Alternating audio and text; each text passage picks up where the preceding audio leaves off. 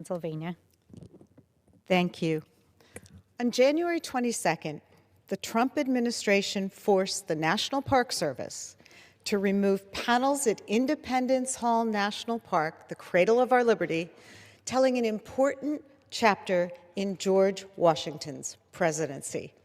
Early in our nation's history, Philadelphia was our nation's capital, and when Washington moved to the President's house near Independence Hall in 1790, he brought with him 8 slaves from his Virginia plantation.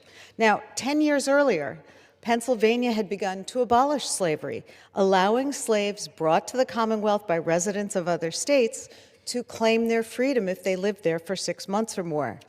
Therefore, from 1790 to 1797, President Washington rotated the slaves he brought to Philadelphia so that they could not establish the 6 months of residency, which would have given them their freedom.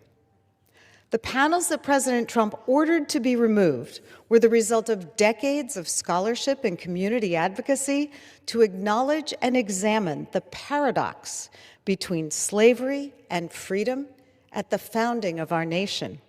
Telling the story of the slaves who lived in President Washington's home in Philadelphia is an expression of the American values of courage and honesty, acknowledging that our founders and our nation were not perfect at its inception, but that we must continually strive to form a more perfect union, to learn from the lessons of the past, lest we repeat them, and to acknowledge the humanity of those who were enslaved.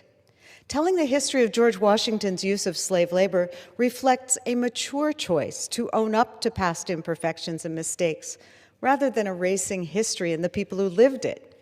But the current White House has chosen a different path, seeking to erase our history and the people who lived it to fit a whitewashed and largely fictitious narrative.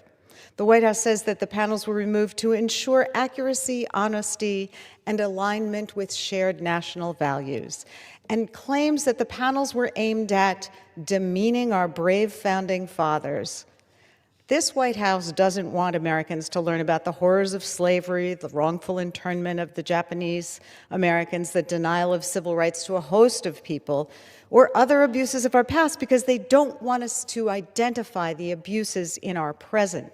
The panels at the President's house must go back. The city of Philadelphia has filed a lawsuit, and I'm working with Congressman Evans and Boyle, my colleagues in the Philadelphia delegation, to demand their return.